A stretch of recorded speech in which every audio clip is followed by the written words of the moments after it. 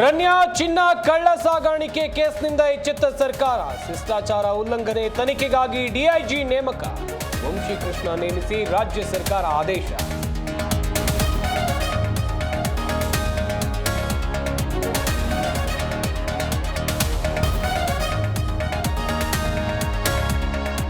ವಿಧಾನ ಪರಿಷತ್ನಲ್ಲಿ ಉದಯಗಿರಿ ಗಲಾಟೆ ಸದ್ದು, ಸರ್ಕಾರದ ವಿರುದ್ಧ ಮುಗಿಬಿದ್ದ ಕೇಸರಿ ಪಡೆ, ಒಂದು ಸಮುದಾಯದ ಓಲೈಕೆ ಅಂತ ಕಿಡಿ.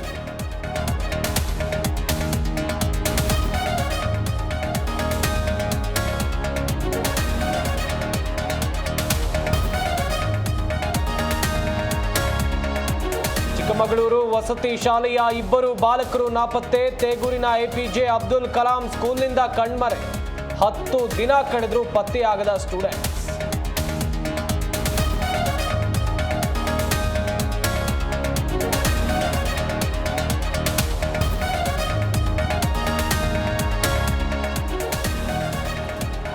ಆನೇಕಲ್ ಸುತ್ತಮುತ್ತ ರೌಡಿ ಚಟುವಟಿಕೆ ಹೆಚ್ಚಳ, 33 ರೌಡಿ ಶೀಟರ್ಗಳಿಗೆ ಪರೇಡ್, ಕಾಕಿ ಬಿಸಿ, ಬಾಲ ಬಿಚ್ಚಿದ್ರೆ ಹುಷಾರೆಂದು ಇನ್ಸ್ಪೆಕ್ಟರ್ ವಾರ್ನ್.